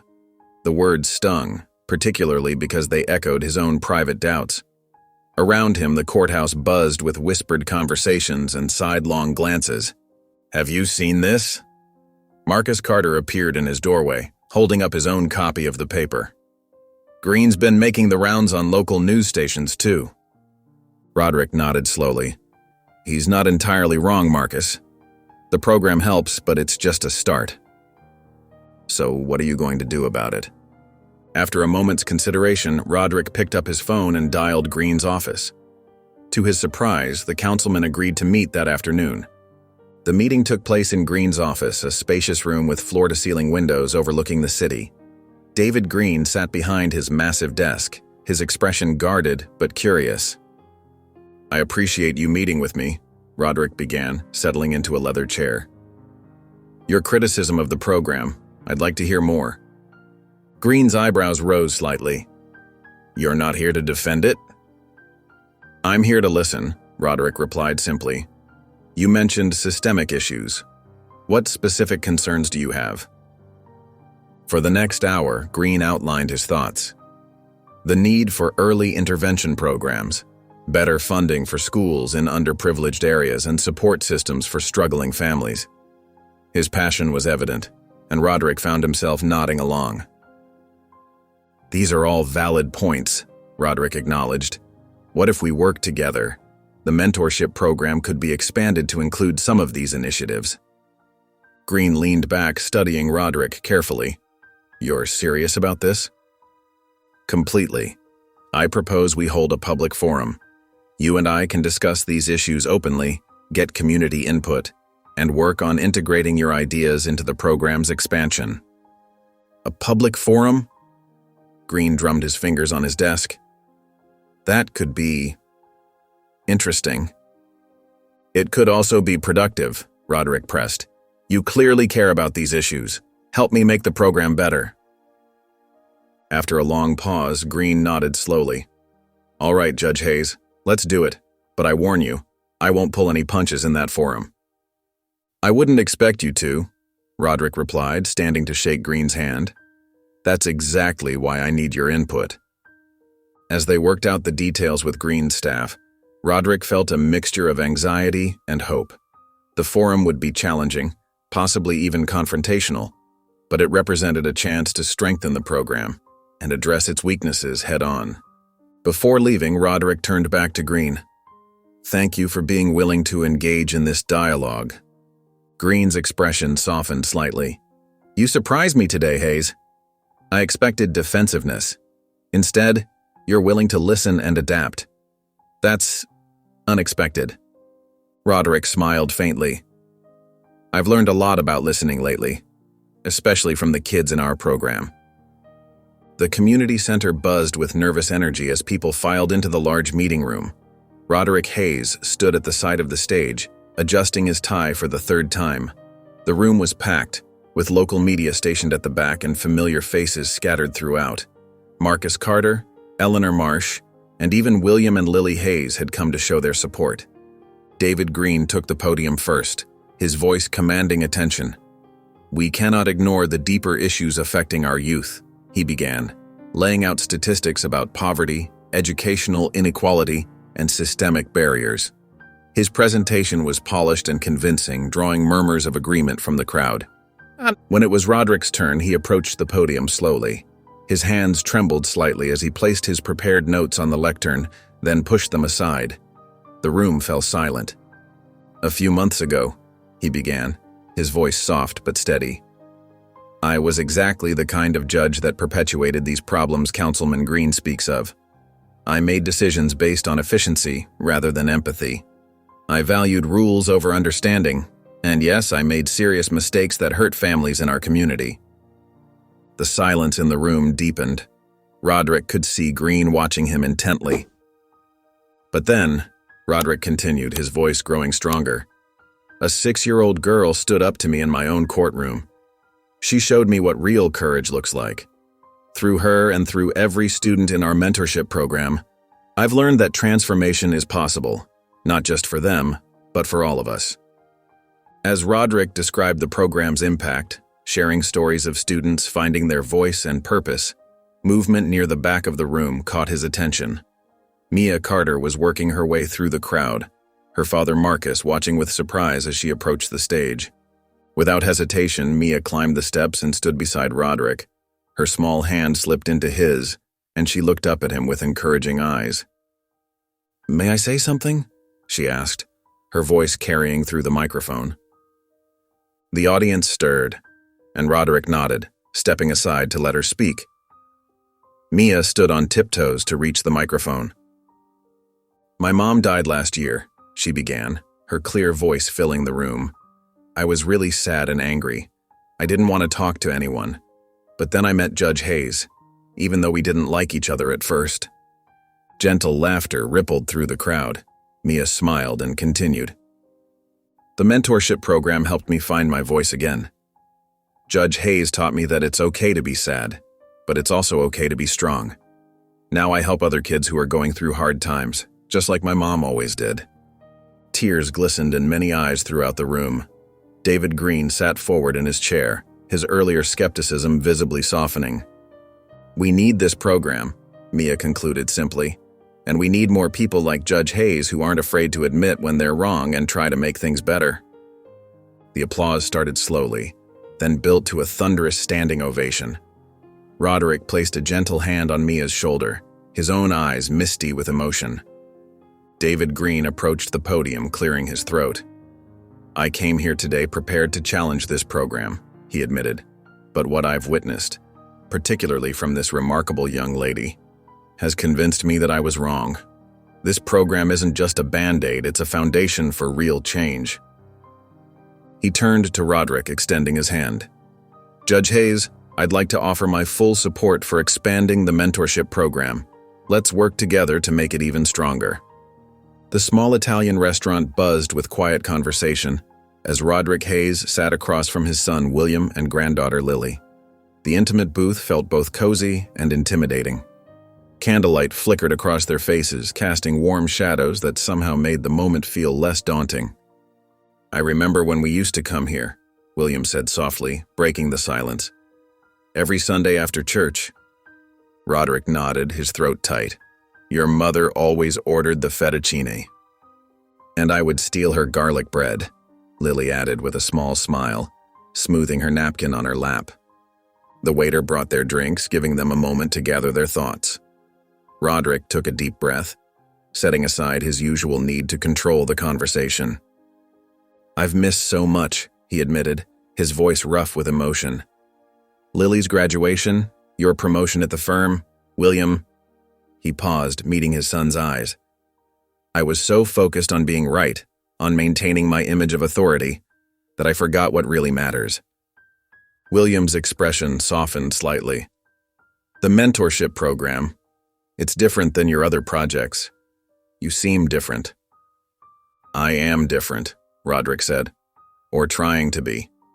That little girl, Mia, she reminded me of you at that age, Lily. Brave enough to speak truth to power." Lily reached across the table and squeezed her grandfather's hand. "Maybe it's not too late to start over?" Across town at the courthouse, Eleanor Marsh and David Green sat with a group of judges from neighboring districts, reviewing expansion plans for the mentorship program. Charts and budgets covered the conference table. "The initial funding is secured," Eleanor announced, her earlier skepticism replaced with determined support. "We can launch in 3 additional courthouses by next month." David Green nodded, pointing to a demographic map. "We've identified the areas with the greatest need. If we coordinate with local schools..." The door opened and Roderick entered, still wearing his dinner clothes. "Sorry I'm late. Family dinner." Eleanor smiled knowingly. How did it go? Better than I deserved, Roderick admitted, taking his seat. Now show me where we stand with the expansion. The next afternoon, Roderick stood at the back of the mentorship classroom, watching with pride as Mia Carter addressed a group of new students. Her confidence had grown remarkably over the months. Everyone has a story, Mia was saying, her voice clear and steady, and everyone deserves to be heard. That's what Judge Hayes taught me. The new students listened intently, some taking notes, others nodding in understanding. One girl, who reminded Roderick of Lily at that age, raised her hand. "Were you scared at first?" she asked Mia. Mia glanced back at Roderick with a small smile. "Sometimes I still get scared. But being brave doesn't mean you're not afraid. It means you keep going anyway."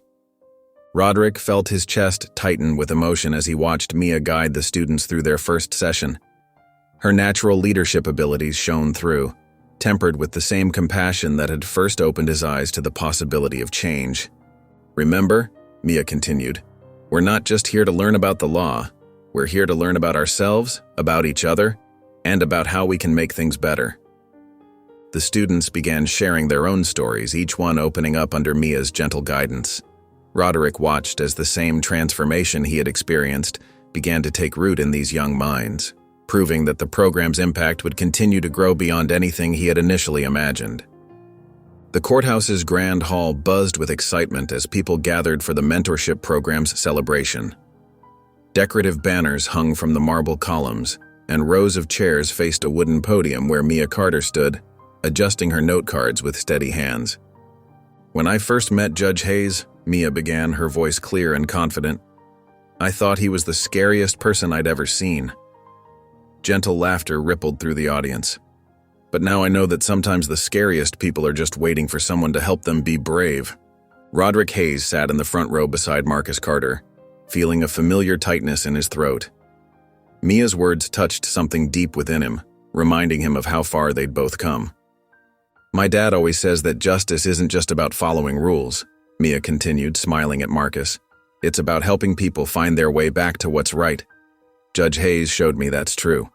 He taught me that it's never too late to change and that sometimes the best teachers are the ones who are still learning themselves." Marcus reached over and squeezed Roderick's shoulder, a gesture that would have once made him uncomfortable, but now felt natural, even welcome. As applause filled the hall after Mia's speech, a young attorney named Michael Chen approached Roderick. His hands were trembling slightly as he introduced himself. "Judge Hayes, I need to tell you something," Michael said, his voice earnest. 6 months ago, I was ready to quit law. I'd become cynical, harsh with my clients. But watching your journey with this program," he paused, collecting himself, "seeing someone as respected as you admit to your mistakes and work to be better, it changed everything for me." Roderick listened intently as Michael described how he'd started volunteering at a local legal aid clinic, rediscovering his passion for helping others. "Your example showed me that true strength isn't about being perfect," Michael said. "It's about being willing to grow." The conversation with Michael stirred something in Roderick. As more people gathered around, sharing similar stories of inspiration, he felt the weight of this moment, not as a burden, but as a responsibility to ensure this work continued. Making his way to the podium, Roderick cleared his throat. The room fell silent, all eyes turning to him. "When we started this program," he began, "I thought it was about teaching young people about the law. I was wrong. It was about learning to be human again." He gestured to the gathered crowd, students, judges, attorneys, family members. "Today, I'm announcing plans to make mentorship programs a permanent part of our court system. Not just here, but in every courthouse willing to open its doors to change." The announcement was met with immediate applause. Eleanor Marsh stood up first, followed by David Green. Soon the entire room was on their feet. Roderick caught sight of William and Lily beaming from their seats, while Mia bounced excitedly next to her father. Marcus Carter stepped forward, extending his hand to Roderick. "You've come a long way from that first day Mia challenged you in court," he said with a warm smile. Roderick shook his hand firmly, feeling the full circle of their journey. "We all have," he replied, watching as Mia darted through the crowd, gathering signatures for her petition to start a student advisory board for the program. Roderick Hayes stood at his son William's front door, his hand frozen mid-knock. The porch light cast a warm glow on the welcome mat, and through the window, he could see shadows moving inside the cozy suburban home. His heart thundered in his chest as memories of missed birthdays and forgotten school events flooded his mind. Before he could retreat, the door swung open. William stood there wearing a casual sweater and an uncertain smile. "Dad," he said softly, "you made it." "I wouldn't miss it," Roderick replied, his voice rougher than he intended. He clutched the bottle of wine he'd brought like a shield. The house smelled of roasting chicken and fresh bread. In the living room, family photos covered the walls, moments Roderick had missed, preserved in wooden frames. He paused before a recent picture of Lily at her school science fair, her smile bright and confident. "Grandpa." Lily's excited voice broke through his thoughts as she bounded down the stairs. At 13, she had William's eyes and her grandmother's grace. "You have to see my project. I've been working on it all week." Roderick followed her to the dining room table where she'd set up a carefully crafted presentation board. The title read, "Justice and Mentorship, Building Bridges in Our Community." "It's about your program," Lily explained, her words tumbling out in excitement. "See, I interviewed some of the students and made graphs showing how many of them improved their grades. And here," she pointed to a collection of quotes, "these are things they said about how it changed their lives." William appeared beside them carrying a bowl of salad. "She wouldn't talk about anything else for days," he said, his tone warm with pride. "The teacher said it was one of the best presentations in the class." Dinner was served, and as they passed dishes around the table, the initial awkwardness began to melt away. Lily shared stories about school, and William talked about his work as an architect. Roderick found himself laughing at family jokes, feeling the unfamiliar warmth of belonging. "Remember when Dad used to take us fishing?" William asked Lily. "Your grandfather taught me everything I know about casting a line." "I didn't know you went fishing," Lily said to Roderick, her eyes wide with interest. "Every Sunday morning when your father was young," Roderick replied softly. Until work became more important." The admission hung in the air, heavy with regret. After dessert, as Lily cleared the plates, William walked Roderick to the door. They stood on the porch, the night air cool and still. "Dad," William began, his voice thick with emotion, "I need to tell you something." He paused, collecting his thoughts. "Watching you with those kids in the program, seeing how you've changed, I'm proud of you. Really proud." Roderick felt tears prick at his eyes. Words he'd longed to hear for decades now wrapped around his heart like a healing balm. "The man I see now," William continued, "the one who admits his mistakes and works to make things right, that's the father I always hoped you could be." They embraced awkwardly at first, then with the desperate grip of too many years lost. When they pulled apart, both men wiped their eyes, trying to hide their tears. "Same time next week?" William asked, his voice steady despite his glistening eyes. Roderick nodded, unable to speak. As he walked to his car, he heard Lily call out, "Bye, Grandpa. Love you." The words echoed in his mind all the way home, a symphony of second chances and renewed hope. The early morning sun cast long shadows across the community center's weathered steps as Roderick Hayes climbed them, briefcase in hand.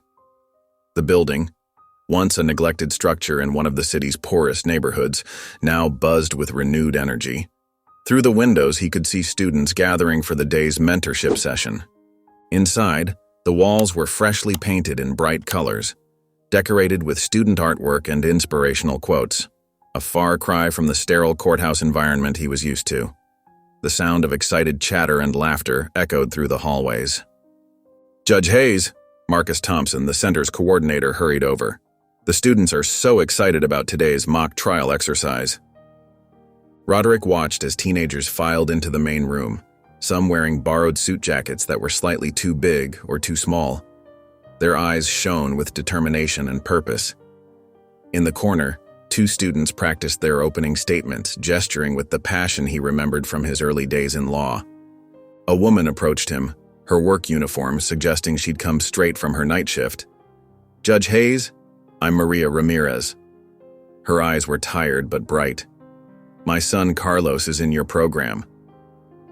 Roderick remembered Carlos, a quiet 15-year-old who'd started attending sessions 3 months ago. Yes, of course. How is he doing? Maria's voice trembled slightly. Before this program, Carlos was running with a bad crowd. His grades were dropping and I'd catch him sneaking out at night. She paused, composing herself. Last week he told me he wants to become a paralegal. He's already looking at community college programs. Tears welled in her eyes. You saved my son, Judge Hayes. Before this, he thought his only options were the streets. Now? She gestured to where Carlos stood, helping a younger student with their presentation. Now he has hope. The weight of her words settled deep in Roderick's chest. He thought of all the times he'd handed down harsh sentences from his bench, never considering the lives that could have been changed with earlier intervention. Later that afternoon, Roderick sat beside Marcus Carter in the community center's conference room. Before them, local business owners, education administrators, and neighborhood leaders gathered to discuss the program's future. The numbers speak for themselves, Marcus explained, displaying charts showing improved attendance rates and decreased juvenile offenses. But more importantly, we're seeing real transformation in these young lives. A local bank president leaned forward. What's your vision for expansion? Roderick stood, his voice carrying the conviction of personal experience. We've identified 5 more neighborhoods where this program could make an immediate impact. With proper funding and community support, we could reach 3 times as many students by next year. The meeting continued as partnerships formed and commitments were made. One business owner offered internship opportunities. Another promised to fund transportation for students who lived far from the centers. A restaurant chain volunteered to provide meals for evening sessions. As they wrapped up, Marcus pulled Roderick aside. You've come a long way from that judge who used to clear his docket without a second thought. Roderick watched through the window as Maria hugged Carlos goodbye before heading to her second job. These kids remind me of myself at their age, he said quietly. The only difference is, they're getting the chance I never had, to be guided rather than judged. The courtroom fell silent as the young defendant, Marcus Thompson Jr., stood before Judge Roderick Hayes. At just 14, the boy's shoulders hunched beneath his oversized dress shirt, his eyes fixed on the floor. The charge was straightforward, shoplifting food from a local grocery store. Roderick studied the boy's file, noting the familiar pattern. Single-parent household, struggling financially, falling grades. It could have been his own story from decades ago. The prosecutor had recommended mandatory community service and probation, a standard sentence that would follow the boy for years. Marcus, Roderick's voice was gentle, different from his once harsh courtroom tone. Would you like to tell me why you took the food? The boy shifted uncomfortably. My little sister was hungry, sir. Mom's been sick and we ran out of food stamps. His voice cracked slightly. I know it was wrong, but I didn't know what else to do. From her seat in the gallery, Mia Carter watched intently. Now 12 years old, she had become a regular presence at the courthouse, often sitting in on cases involving young defendants. Roderick noticed her lean forward, her expression full of empathy. Instead of the recommended sentence, Roderick began, I'd like to offer you an alternative. He explained the mentorship program, describing how it could provide support, guidance, and opportunities. The choice is yours, Marcus, but I believe you have potential that shouldn't be wasted. The boy looked uncertain, glancing at his mother in the gallery. Before anyone could speak, Mia stood up. Your Honor, she said clearly. May I speak with Marcus? Roderick nodded, hiding a smile. He'd seen this before. Mia's natural ability to connect with troubled youth had become legendary in the courthouse. He called for a brief recess. In the courthouse hallway, Mia sat beside Marcus on a wooden bench. I know it seems scary, she said, her voice warm and understanding. When I first started in the program, I was angry and hurting because I'd lost my mom. But Judge Hayes saw something in me that I couldn't see in myself. Marcus looked up, interested. Really? Really? Mia confirmed. The program isn't just about staying out of trouble. It's about finding people who believe in you, who will help you become who you're meant to be. She shared stories about other participants who had found their path through the program. Through the hallway window, Roderick watched their interaction. He remembered the fierce little girl who had once stood up to him in his courtroom, declaring that her father was his boss. Now she was helping others find their voice, their strength. When court resumed, Marcus stood straighter. "I'd like to join the program, Your Honor." Roderick nodded solemnly, though his heart felt light. "Very well. The charges will be held in abeyance pending your successful completion of the program." He arranged for immediate assistance for Marcus's family through the courthouse's social services department. As the courtroom cleared, Roderick caught sight of Marcus's mother wiping away tears of relief. The boy himself was talking animatedly with Mia about the program's activities. The scene before him represented everything he had worked to build, a system that offered hope instead of just punishment, understanding instead of mere judgment. A senior clerk who had worked with Roderick for years leaned in. "Remember when you used to be called the Hammer, Judge?" she whispered. "Look at you now." Roderick watched as Mia introduced Marcus to other program participants who had come to support her. The transformation in the boy's demeanor was already visible. His shoulders had straightened, and a cautious smile played at his lips. In his chambers, Roderick Hayes sat at his desk, surrounded by photographs that traced his journey of transformation. His eyes lingered on a recent picture of William and Lily at a family barbecue, their smiles genuine and warm. Next to it stood a group photo from the mentorship program's latest graduation ceremony, with Mia Carter beaming in the front row. "Who would have thought?" he murmured to himself, remembering the stern, isolated man he had been just a few years ago. The weight of his old reputation, the Hammer, felt like a distant memory now. In its place was something far more valuable: the trust of his family, the respect of his community, and the love of those he had helped along the way. His fingers traced the edge of a newspaper clipping announcing the mentorship program's expansion to 20 courthouses across the state. The journey hadn't been easy. There had been resistance, skepticism, and moments of doubt. But through it all, a determined 6-year-old girl had shown him the power of second chances. The morning sun filtered through his office window as he prepared to meet Marcus and Mia Carter. They had planned this visit to Sandra's grave for weeks, waiting for the perfect spring day when the cherry blossoms would be in full bloom, Sandra's favorite. At the cemetery, the three of them walked in respectful silence. Mia, now 12, carried a bouquet of pink roses. Marcus Carter, his usual commanding presence softened by the occasion, held his daughter's hand. Roderick followed slightly behind, carrying his own small arrangement of cherry blossoms.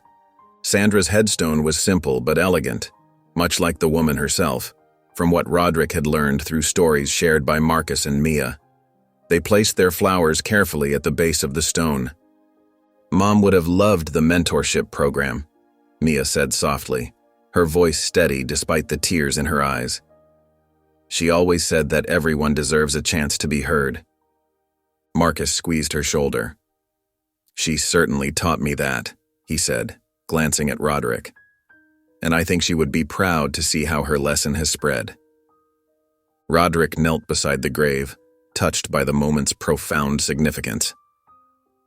"Sandra," he spoke quietly, "your daughter taught me what you taught her. Because of that, hundreds of young lives have been changed, including mine." They stood together in the gentle spring breeze, sharing memories of Sandra, and reflecting on how her spirit of compassion had touched them all. After a while, Marcus and Mia moved to visit other family members, leaving Roderick alone with his thoughts. Back in his chambers, Roderick pulled out a leather-bound journal. He had been putting off this moment, knowing the weight it carried. But now, with the morning's visit still fresh in his mind, the words flowed naturally. "Dear future self, when I think back to the judge I was, rigid, unforgiving, alone, I hardly recognize him. The path to change began with a child's courage to speak truth to power. It continued through the patience of those who saw potential in me, even when I couldn't see it myself. I've learned that true justice isn't about wielding authority.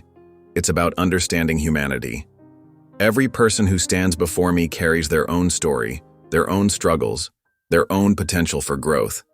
The gavel in my hand is not just an instrument of judgment, but a tool for transformation. To those who will come after me, remember this: our greatest strength lies not in our ability to condemn, but in our capacity to uplift. The mentorship program taught me that changing one life can create ripples that touch countless others. The grand ballroom of the courthouse buzzed with excitement as hundreds of people gathered for the mentorship program's largest celebration yet. Banners hung from the ornate ceiling, and photographs of successful graduates lined the walls, telling stories of lives transformed. Mia Carter, now poised and confident, stood at the podium alongside Roderick Hayes. Her voice carried clearly through the room as she addressed the crowd. "When I first met Judge Hayes, I was a scared little girl who had lost her mother," she said, her eyes bright with emotion. "Today, I stand before you as proof that one person's kindness can change everything." Roderick beamed with pride as he watched her command the audience's attention. The young girl who had once challenged him in his courtroom had grown into a remarkable young leader. Together, they presented awards to new mentors and celebrated the program's expansion to 30 courthouses across 3 states. In the front row, William Hayes sat with his arm around Lily, both of them watching with evident pride. Marcus Carter, seated beside them, nodded approvingly as community leaders took turns praising the program's impact. The highlight of the evening came when State Supreme Court Justice Eleanor Thompson approached the podium. The National Council for Youth Justice has chosen this year's recipient of the Distinguished Service Award, she announced, her voice carrying through the hushed room, for transforming not just lives, but the very fabric of our justice system, Judge Roderick Hayes and the Courthouse Mentorship Program. Thunderous applause filled the room as Roderick made his way to the stage. William and Lily stood first, their applause the loudest of all. Tears glistened in Roderick's eyes as he accepted the Crystal Award, his family's presence making the moment complete. As the evening drew to a close, Roderick found himself walking toward the courthouse steps. Mia Carter fell into step beside him, her hand slipping naturally into his. William and Lily joined them, their footsteps falling into an easy rhythm together. The setting sun cast long shadows behind them as they descended the steps, a family united by love, forgiveness, and the power of second chances. The sight of them walking together, judge and student, father and children, captured the essence of everything the program stood for. Their silhouettes merged with the golden light of dusk, creating an image of harmony and hope that would linger in the hearts of all who witnessed it.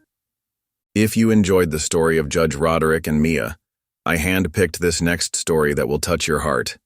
Please don't miss this one. Click here to watch it.